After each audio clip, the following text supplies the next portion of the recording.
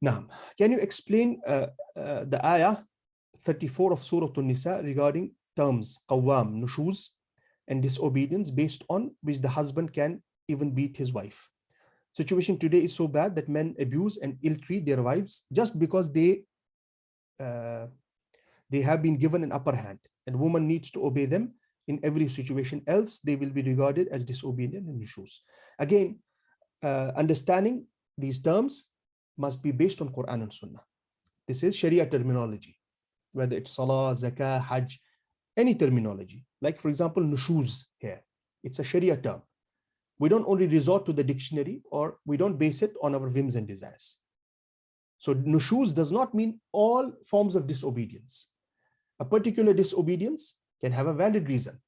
Maybe the husband is commanding a wife to commit a sin, and she has to disobey that command.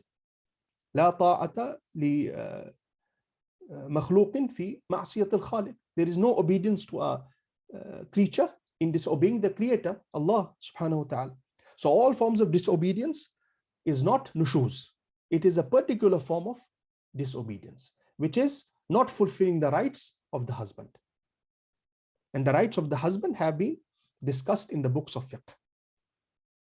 And we talked about it in the 40 Hadith Woman course.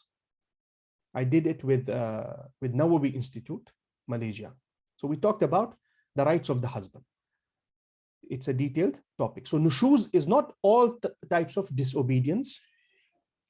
Nushuz is mainly about not fulfilling the rights of the husband. So, for example, allowing a person in the house who is disliked by the husband, or going and coming without permission of the husband, so on and so forth.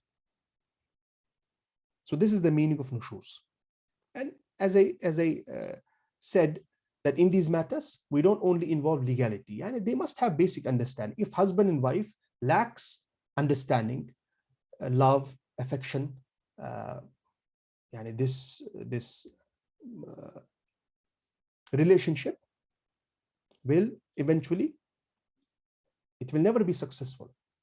So we don't only talk about what are the rights. But this is true, yes, the situation is bad. So beating, we have to understand the meaning of darb. We don't base it on our whims and desires. It's not beating by a hockey.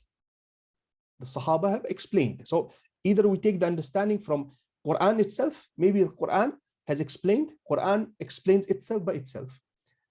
And we take the explanation from the Prophet ﷺ and the Sahaba. This is the best way of understanding. So for example, we have this narration from Abdullah ibn Abbas radiyallahu anhuma in explaining beating here, the word darb. He said it's beating by miswak. It's beating by the toothbrush. Tambihi, yani this is a reminder. It's not beating to, in fact, beating has been explained by the fuqaha as well. Yani they classify it into two types. The normal beating, which is tambih, and darbun mubrih. Darb, beating, which harms a person.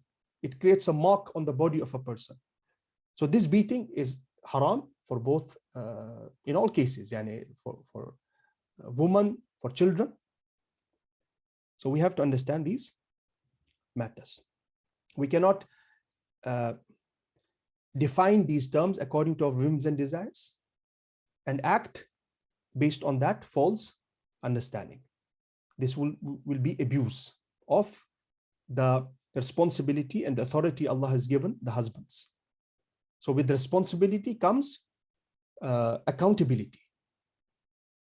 The daraja, the stations which Allah subhanahu wa ta'ala has given some over others involves great accountability as well.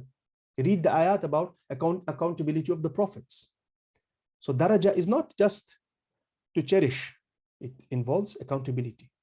So if Allah has given me authority over some people, maybe in a family, in a particular setting, as a boss of a company or as a ruler, and I abuse it, I must remember that there is a higher authority above me, Allah subhanahu wa ta'ala. He can be just in punishing me. May Allah protect us. So we must define these terms, take its proper understanding. And this is the importance of learning of a religion, which is obligatory, and at least these basic concepts, understanding it, understanding the terminology, understanding the concepts, understanding at least the basics of all ulum of Islam. If I don't want to become a scholar, that is fine.